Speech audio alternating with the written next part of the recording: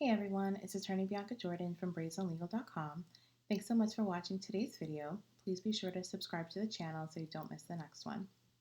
Welcome to part 4 of my Immigration Nation Explained series. Today's video is going to be about the immigration bond process. So in the previous episode, I talked about deportation and what that process looks like a little bit, or rather what gets you deported. So in this video, I'm going to talk about the immigration bond process as well as a little bit about the deportation process.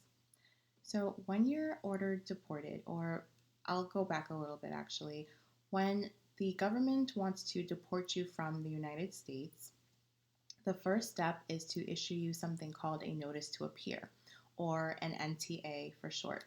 The notice to appear includes your name, your alien registration number if you have one, and it lists about 3 or 4 things that are allegations as to why the government is trying to deport you. So typically, it will say, your name is Bianca Jordan. You are a national of Haiti. You entered the United States on January 1st, 2020, with a visitor's visa, and you have since overstayed your visa, and you are removable under section blah blah blah of the Immigration Nationality Act, and you have to show up for court on such and such a day. That's typically more or less what a notice to appear says. Depending on a variety of situations, such as, what you're charged with, why you're in removal proceedings in the first place, you might be detained by ICE, you might not be detained by ICE. If you are detained by ICE, then you have the opportunity to ask for an immigration bond, which basically means that you're asking the immigration court to release you so that you don't have to stay detained during the whole process of your immigration case, which could take months, years, and you just don't want to be sitting in immigration jail during that period of time. So you're going to ask the court to release you. And depending on the jurisdiction, although this is most jurisdictions, your ability to get out is going to depend on whether you can prove that you are not a flight risk. You can prove that you have family here that you can stay with. You can meet the bond, which I believe the minimum is still $1,500. However, a lot of immigration courts lately have been giving bonds in the amounts of like $3,000, $7,000, $10,000. It really does depend on the circumstances of your case. You have to prove you're not a flight risk, and you have to prove that you will come back to the immigration court when your court date comes up. In my jurisdiction, as of the date of this video, the immigrants don't have to prove to the government that they're not a danger to society, that they're not a flight risk, that they will come back. The government has that burden to prove that the immigrant will not do those things and therefore should not be granted bond.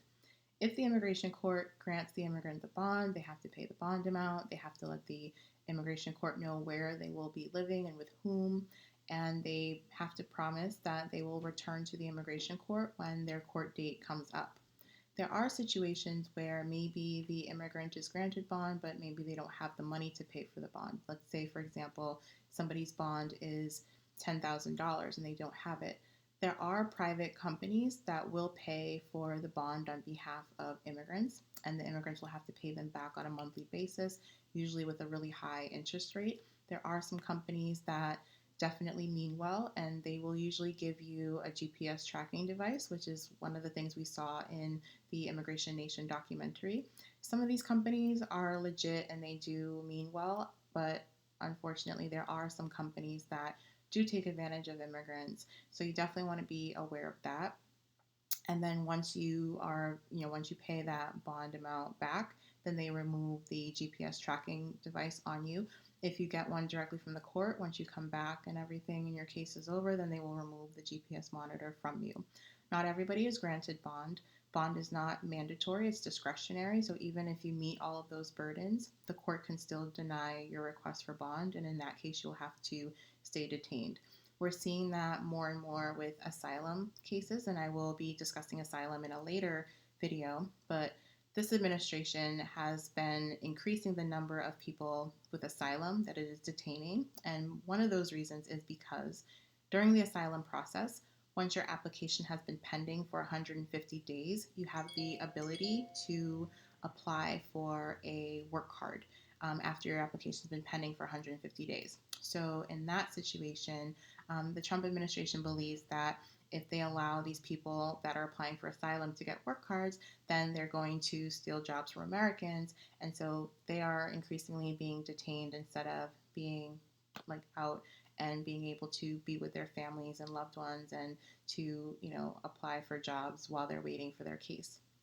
So I wanted to just very simply and briefly hop on and explain the immigration bond process to you. I hope you found this video helpful. Please visit brazenlegal.com/deportation to learn more about the deportation process.